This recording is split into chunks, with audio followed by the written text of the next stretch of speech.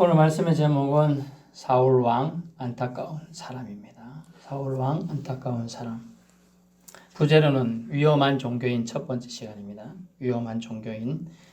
믿음의 생활은 쉽다면 쉽고 어렵다면 어렵다 할 수 있겠습니다. 위험하게 신앙생활하면 당연히 위험하죠. 그것이 점점 굳어져서 하나님 마음을 생각하지 않고 자기 위주의 신앙으로 나아가게 되는데 이것을 위험하다고 하고 이것을 우리는 종교인이라고 합니다. 신앙은 없고 자기 위안과 자기 이익 때문에 믿음 생활하는 척하는 사람을 종교인이라고 하지요. 위험한 종교인에게는 안타깝지만 구원은 남의 일이 될 수 있어요. 남의 일. 그래서 오늘 보니까 오늘 한 사람 그 이야기 나오는데 사울이라는 사람이 나옵니다. 이름 자체의 뜻은 큰 자지요. 큰 자. 큰 자. 근데 이 사람이 남의 일이라고 평가하는 이유가 있어요. 그러면서 분명히 사무엘이 이 왕을 세우고 또 왕으로서의 책무를 주는데 이 사람이 뭐라고 하느냐. 하나님을 주님이라든가 자기 하나님을 여기지 않고 당신의 하나님으로 표현하면서 나의 하나님이 되지 않아요. 제가 이렇게 여러분에게 말씀을 드리지만 이건 목사님의 하나님의 말씀이지 이렇게만 된다면 이것은 다 도로아미 타불이 되는 거예요. 도로아미 타불. 이것이 가오리인지 오징어인지 문어인지 이것을 여러분 자신에게 주시는 말씀으로 받을 수 있기를 축원합니다. 그래야 종교인이 아니라 신앙인이 되는 거예요. 신앙, 경건한 신앙인, 하나님을 사랑하는 자가 될 수 있다는 것이죠. 이 사람, 오늘 본문에 등장한 이 사람은 체격이 훌륭했습니다. 다른 사람보다 머리가 하나 더 있다. 최소 20cm, 30cm 키가 더 큽니다. 오늘날 말하면 뜻대도 상당히 좋고 어깨도 딱 벌어졌으며 골격도 준수하다. 본문을 보니까 체격이 좋고 준수한 자였더라. 준수, 빼어날 준, 빼어날 수. 아주 보기에도 남자가 남자를 봐도 멋있는 얼굴이 있잖아요. 또 여자가 여자를 봐도 아주 예쁘고 품위가 있는 얼굴에서 품격이 느껴지는 여자. 저는 대부분 남자들을 보면 그런 걸 잘 못 느꼈는데 가끔 그런 사람이 있어요. 뭐 원빈이라든가 장동건이라든가 있어. 뭐 송승헌 같은 사람들 그럴 수 있어요. 근데 여자도 제가 받는 사람 중에 여인이 있는데 물론 이제 걔가 김태희를 좋아합니다만 김태희 같은 사람들. 그런데 제가 이제 고시원에서 이제 고시원 총무를 했을 때 있었습니다. 근데 고시원 그 건물주 딸이 2명이 있었어요. 되게 이뻤어요. 한 명은 이하여대, 한 명은 중앙대를 합격했다 하더라고. 근데 이제 합격했다니까 아직 학생은 아니지. 근데 고시원에 비는 시간에 이제 총무가 많이 안 구해지니까 아빠 대신해서 이제 와서 앉아 있는 거예요. 그럼 이제 어느 날 누가 앉아서 그 있는 거야. 당신 누군데 여기 와서 일하고 있어. 그러니까 아빠 딸인데요 이러는 거야. 이제 간 19살짜리니까 그래? 아빠 딸이 누구지? 이제 처음에 고민을 많이 했어요. 저는 총무니까 걔를 본 적이 없으니까. 근데 애가 상당히 귀티가 나요. 그 주인은 어쩌냐? 주인은 그냥 수도분한 아저씨라. 도대체 왜 저렇게 쟤는 귀티가 나지? 저 아빠랑 너무 안 닮았는데 나중에 엄마를 봤어요. 엄마가 한 10살 정도 더 어리더라고. 그것도 그 귀티가 나는 얼굴이 아니야. 특이하다 그랬어. 특이하다. 그런 사람이 있어요. 귀티가 나는 사람 있다는 거예요.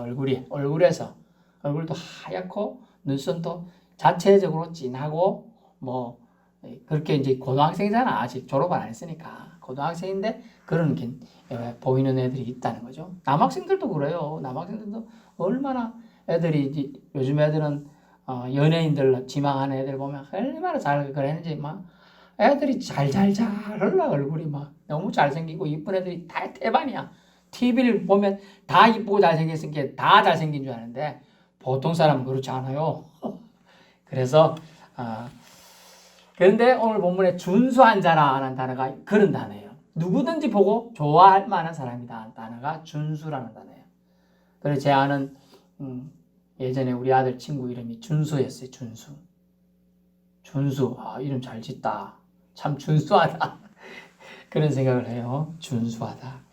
그런데 이 사울이란 사람을 주님이 하나님께서 선택하실 때 사무엘 통하여 만날 때 보니까 준수한 자라라는 거예요. 다윗을 선택할 때 보니까 제일 말째고 제일 좀 그 중에서 그렇고 키도 좀 작고 덩치도 약하고 용기도 부족한 사람, 그 사람이 다윗이었거든요. 근데 반대로 첫 번째 왕 이스라엘을 볼 때 사람들이 보기에 좋을 만한 토 한마디 달 수 없는 사람을 뽑았던 거예요. 그런데 이 사람은 얼마나 겸손했느냐 하면, 나는 가장 작은 지파 베냐민 지파 중에서 가장 작은 부모 밑에 살고 있는 자입니다. 뭐 이런 얘기를 표현했어요. 그러면서 저는 그럴 만한 제목이 못 됩니다 하고 그랬어요. 그리고 사무엘 와가지고 왕으로 세우려고 기름 부으려고 할 때 숨었어요. 창피하고 아이고 나는 그럴 인물이 안 된다 하고 행구 사이에, 오늘 말하는 진보다리 사이에 숨었어요. 여러분이 그거는 집 앞에 여러분 말해요. 거름더미 같은 거 이렇게 막 쌓아놓은 데 있잖아요. 그 뒤에 숨은 거하고 똑같아요. 옛날 같으면 나락을 추수하고 나서 그 집단 쌓아놓잖아요. 그 숨은 거하고 똑같아. 그래야 숨을 정도로 이 사람이 숫기도 좀 없고 그랬던 사람이에요. 그런데 사울 왕으로 뽑혔어요. 참 두렵기도 하고 부끄럽기도 하고 감당치 못할 것 같아서 아주 처음에는 아주 나는 이런 제목이 안 된다고 거절하고 좋았어요. 하나님 마음에 들고, 사람들은 어떻게 말했냐, 얼굴도 참 준수하고 덩치도 크고 하니까 사람들은 한마디 토도 안 다르며 사무엘상 10장 24절에 뭐라고 나오냐, 모든 백성이 왕의 만세를 부르며 왕의 만세, 사울 만세 이런 식으로 노래도 부르고 막 손짓도 하고 했어요. 그러면서 외쳐 부를 정도로 찬성했어요. 이것은 결코 근데 오래가지 못했습니다. 사무엘의 우려처럼 인간의 모습, 눈에 선하고 기쁘게 보인 것들은 쉽게 사그라듭니다. 아침 안개가 싹 사그라들듯이 사그라듭니다. 사울은 믿음의 모습이 아니라 실패한 종교인의 여러 모습으로 성경에 등장하고 있습니다. 그는 여호와 하나님의 선택을 받았지만 여호와 하나님에서 또한 버림받은 안타까운 모습의 사람으로 기록이 되고 있어요. 물론 그는 충실하게 블레셋 사람들과 싸워서 이스라엘을 지키려고 노력했던 사람이고, 또한 그뿐만 아니라 자기 자녀들도 다 전쟁터에서 죽었습니다. 물론 이제 세부적인 기록은 사울 왕은 다 적군에서 부상을 이미 입었고 죽어가고 있는 처지인데, 걔들이 와 자기를 다시 말하면 할례 받지 않은 종족들이 와서 자기를 더럽힐까봐 옆에 있는 부하 보고 나를 찔러 죽여라 그러니까 그건 못합니다. 그래서 자기가 칼을 꼽아놓고 엎드려져 죽게 됩니다. 자살한 거죠, 실제로는. 어쨌든 그의 모습은 나라적 측면에서는 최선을 다해 나라를 지키려고 했지만, 세부적인 성경에 나오는 내용은 뭐죠? 다윗을 계속 죽이려 쫓아다니는 악한 왕으로 나오는 거예요. 여러분은 신라 중심의 우리나라 역사책을 공부를 했을 겁니다. 안 공부했어요? 신라 중심의 역사책을 공부한 거예요. 그래서 고구려도 신라 중심의 역사책은 나쁜 놈들, 백제도 나쁜 놈들인 거예요. 저는 이제 서울에 살았으니까 서울은 원래 백제의 수도예요. 백제, 위례성. 백제 고분이 이거 서울에 88 아파트 옆에 많이 있습니다. 위례성 쪽에도 있고. 저는 이제 산책하기도 하고 우리 애들 운동시킬 때 자전거 타고 그쪽으로 쭉 가면 고분이 막 다른 고분이 있습니다. 백제 고분입니다. 어쨌든 한 왕이 나라를 지키려는 모습은 좋았지만은 하나님과의 관계에서는 참 안타까운, 당신의 하나님이라 표현하는 것을 보면서 안타깝다라는 생각이 들어요. 이스라엘 초대 왕이에요. 얼마나 하나님이 애지중지 선택했겠어요. 그 선택을 받은 자는 어찌해야 될까요? 우린 늘 기억해야 됩니다. 개구리는 올챙이 쪽을 기억해야 한다. 그걸 기억 못하는 사람들이 말로가 좋지 못하다는 것이죠. 오늘 실패한 종교인으로 여러 모습이 나오는 걸 볼게요. 첫 번째는요. 실패 왜 했느냐? 그가 왜 주님의 버림을 받았느냐? 첫 번째, 불신앙입니다. 이게 물론 가장 크죠. 12절. 자기를 위해서 기념비를 세웁니다. 물론 자기가 사람들 데리고 나가서 전쟁을 합니다.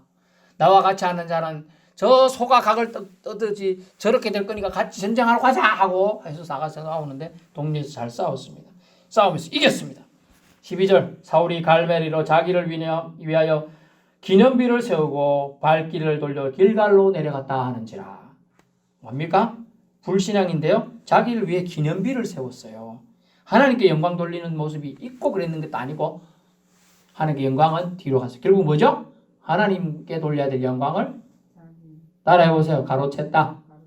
예, 가로챘다. 눈 뜨시고 자 가로챘어요. 그래서 하나님 앞에 불신앙의 모습을 보였어요. 영광 가로채는 거 아주 큰 죄죠.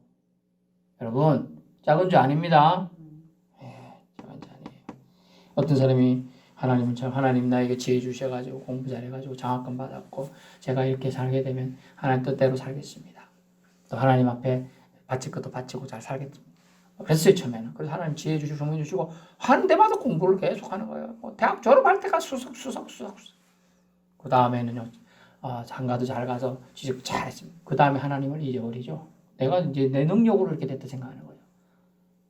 내 능력으로 그거 아니죠. 하나님께 영광을 올리지 않는 거예요. 가로챈 거예요. 그래서 그가 첫 번째로 실패했어요. 두 번째 실패의 원인은 뭡니까? 거짓말이에요. 13절에서 15절까지 언급된 거짓말을 볼까요? 사울이 그에게 이르되 뭐라고? 당신은 여호와께 복을 받으소서. 내가 여호와의 명령을 행하였나이다. 여호와의 명령을 행하였나이다. 라고 거짓말했어요. 진짜로 행했어요? 아니에요. 안 했어요. 그래서 사무엘이 이렇게 말합니다. 알면서 모르는 척하고 다시 질문합니다. 내게 들려온 이 양의 소리와 내게 들리는 이 소의 소리는 무엇이 됨인가? 그것은요. 내가 끌고 온 게 아니라 아말렉 사람에게서 끌어온 건데 백성이 당신의 하나님 여호와께 제사하려 하여 당신이라고 말하잖아요. 자기 믿음은 없는 거야 지금. 제사하려 양들과 소들 중에 좋은 걸 남기며 제 잘못 아닙니다. 이렇게 말. 그에게 우리 진멸하였다라고 말합니다. 남겼나이다. 내가 여호와의 명령을 행하였다고 거짓말했어요. 그리고 아말렉을 진멸했다고 했는데 끌고 왔잖아요. 진멸이라는 단어 원래 단어가 뭡니까? 모두 없앴다는 뜻이에요. 진멸. 근데 좋은 것을 남겨왔잖아요. 거짓말이죠. 여러분 믿음의 사람이 종교인으로 추락하는 아주 쉬운 방법이 있는데 거짓말이에요. 거짓말. 조금씩 거짓말이 쌓이기 시작하면 추락을 시작하는 겁니다. 여러분 지금 잘 들으세요. 집에 가서 곰곰이도 생각해 보세요. 내 생활 말 언어 패턴 중에 거짓말이 몇 프로 정도 차지하는지 살펴보세요. 만약 지금 10% 정도밖에 안 된다. 그러면 여지가 있으니 빨리 해결하시면 돼요. 30% 넘었다. 이미 여러분은 거의 종이 되어 가고 있는 거예요. 50% 넘었다. 이건 이제 교인이라 볼 수가 없어요.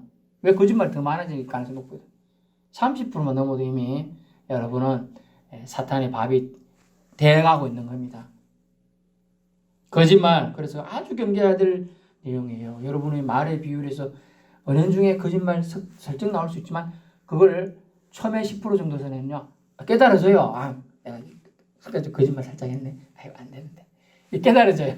근데 30% 되면요 안 깨달아져요. 자기 거짓말이 너무 당연하거든요. 자기 생활이거든요. 거짓말이 생활이 되는 거예요. 줄줄줄 나요. 줄줄이 비엔나처럼. 비엔나 소시지 안 먹어봤어요? 줄줄이 매달려 있는 거. 거짓말. 여러분 사울을 왕이 했는데 그 왕의 자리가 추락하여 죽음의 자리까지 내려가는 방법에 이 거짓말이 들어갔다는 거예요. 세 번째는요. 19절 탐심 때문에 실패했어요. 19절 탈취하기에 급급하다라는 표현이 예전에 나오는데 19절 보세요. 어찌하여 왕이 여호와의 목소리를 청종하지 아니하고 탈취하기에만 급하여 여호와께서 악하게 여기시는 일을 행하였나이까. 아멘.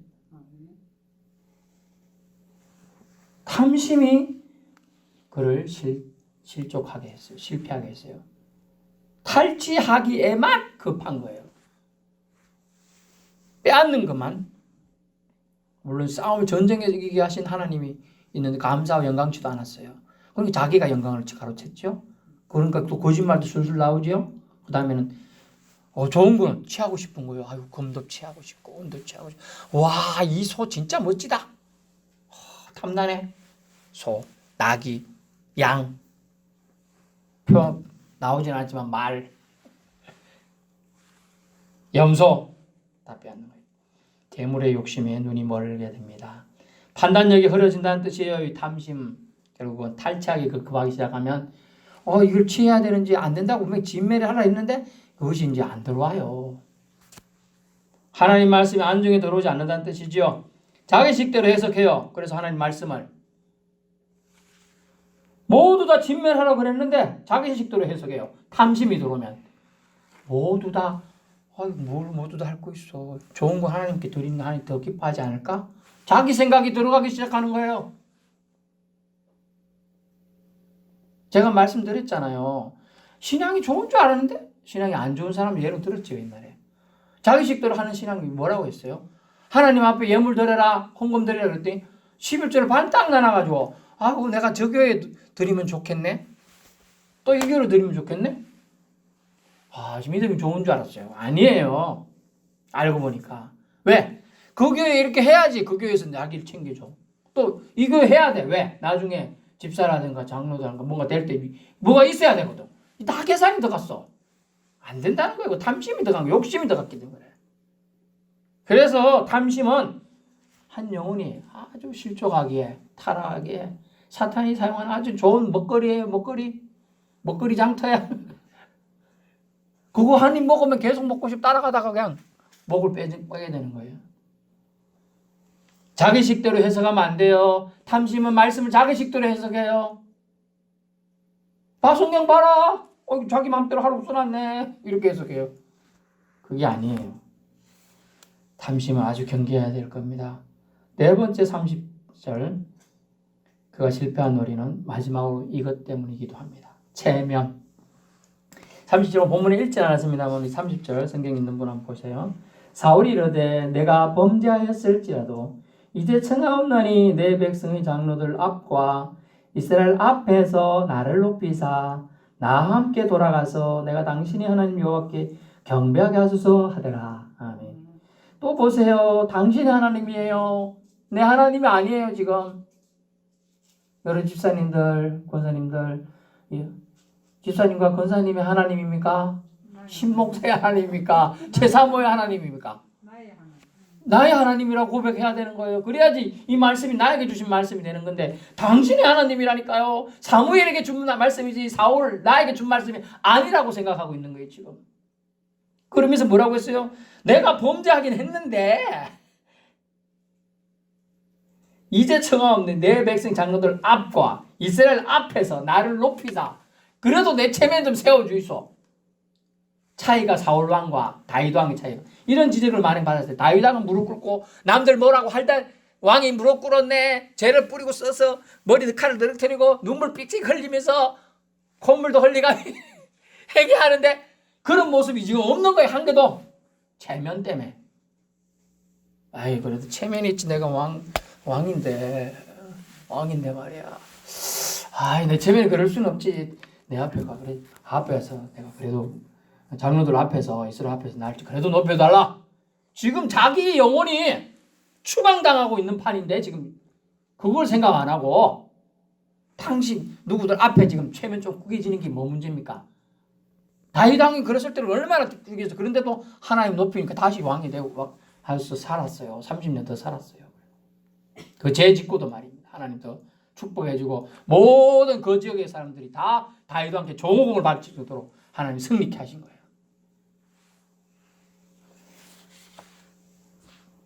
여호와께서 왕을 버리셨다는 선언을 듣고서도 변명으로 일관합니다. 체면은요, 상황 파악을 못하게 해요. 체면은. 더 나아가 체면이 하나님 마음을 아프게 했는 걸 몰라요.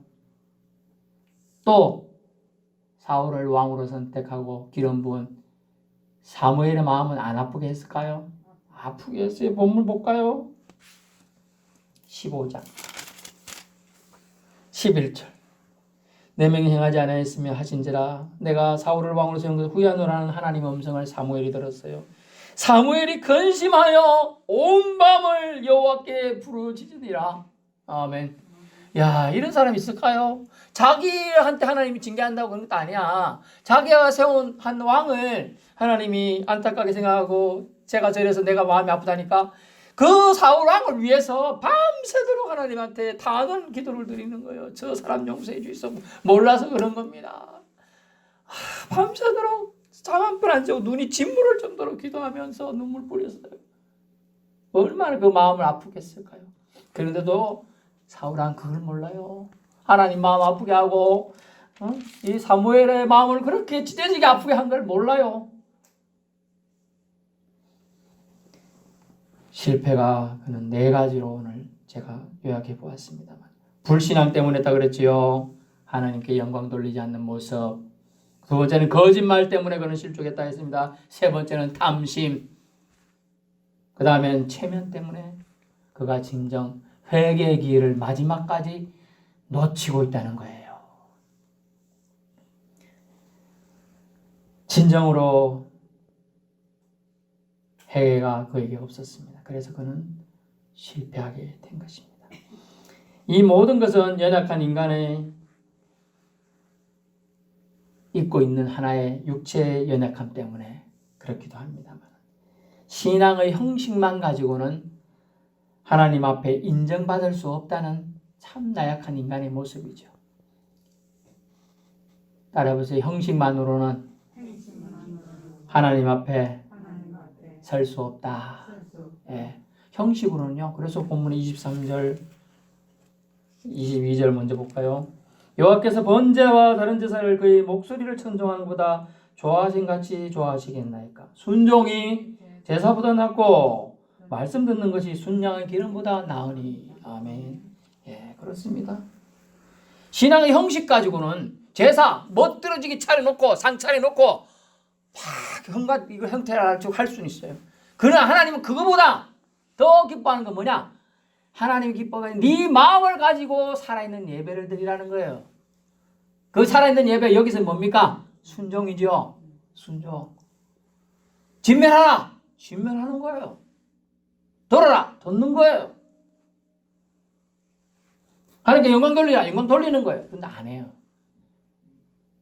모든 사람이 이 4가지 중에 한 가지는 다 들어갈 겁니다. 이제 특히 실족하는 사람, 실망하는 사람, 실패하는 사람, 주님에게 버림받는 사람.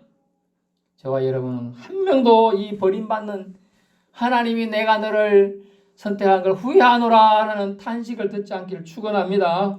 여러분은 이걸 기억해야 돼요. 하나님 앞에 인정받을 수 없다는 한계, 그것을 인정하는 사람은 어떡할까요? 겸손해져요.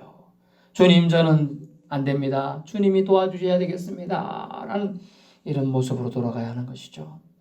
형식적인 신앙인은 위험한 종교인일 뿐입니다. 이스라엘 초대왕을 뽑혀가지고 하나님께 사람들에게 사랑받는 귀한 존재였지만 하나님 말씀보다는 체면과 탐심이 결국 불신앙의 사람으로 타락해 한 것입니다. 그래서 그는 안타까운 사람이 되었어요. 이 사람 사울왕에 국한된 이야기겠습니까? 저와 여러분도 하나님 앞에 하나님 말씀에 순종하지 않는다면, 하나님을 우선시하는 삶을 살게 되지 않는다면 서서히 세상의 흐름에 젖어버릴 것입니다. 거짓말하는 사회에 거짓말이 자연스러운 종교인으로 된다는 거예요. 장사하고 속이고 현혹하고 속기도 하면서 사는 사망의 엄침한 골짜기로 스스로 걸어들어가는 자들이 될 거라는 것이죠. 믿음은 여러분 실제입니다. 실제. 형식 아닙니다. 믿는 척으로는 절대로 도달할 수 없는 자리가 믿음의 자리예요. 하나님의 눈은 피할 수가 없습니다. 하나님 마음을 또한 얻을 수도 없어요. 그런 사람은 형식적인 신앙으로는 구원 못 받습니다. 위험한 종교에는 소망이 없는 것이에요. 불신앙은 결국 하나님을 대적하는 것입니다. 제가 언제요? 저 하나님 말 그래도 지키려고 노력했는데요. 오늘 말씀드린 대표적인 것, 하나님께 영광 돌렸습니까? 거짓말하고 있지 않나요? 다른 것에 더 욕심을 부리고 있지 않나요? 그것이 우상숭배라고 성경은 말하지요. 체면 때문에 하나님을 뒤로 가지 않았나요? 나의 하나님이 아니고 다른 누군가의 하나님으로만 인정합니까? 성경은 말합니다. 제사보다 순종하는 진실한 마음을 주님은 원하신다고 하고 계십니다. 위험한 종교에는 하나님보다는 자신의 처지와 환경에 더 마음을 뺏기기 쉽습니다. 또 빼앗깁니다. 우리의 진실된 마음에서 비롯된 순종을 여호와 하나님은 제사보다 더 기뻐하신다는 것이죠. 불신앙은 자신에게 집중케 합니다. 신앙은요, 하나님께 집중케 합니다. 여러분 어디에 집중하고 있으신가요? 안타까운 사람, 사울왕의 모습이 더 좋으신가요? 아니면 진실된 주님의 사람으로 아무개야 내가 너를 사랑한다 라는 음성들은 거기를 더 선택하시겠습니까? 여러분, 믿음 생활 쉽지 않습니다. 하지만 어렵지도 않습니다. 단지 순종만 하면 되기 때문이죠. 겸손한 심령이 하나님의 순종을 받아들일 수, 하나님께 순종할 수가 있습니다. 겸손하게 주님의 음성을 사모할 수 있기를 축원합니다. 사울처럼 실패하기 쉬워요, 우리도. 하지만 나에게 불신앙의 모습을 조금씩 제거해가고 거짓말을 나에게서 시키려고 하는 사탄 마귀의 음모를 깨닫고 거짓말을 줄여가겠다는 걸 마음에 작정을 하세요. 그러면 여러분 조금씩 하나님의 성령이 여러분을 거룩해 하실 걸 믿습니다. 기도합니다.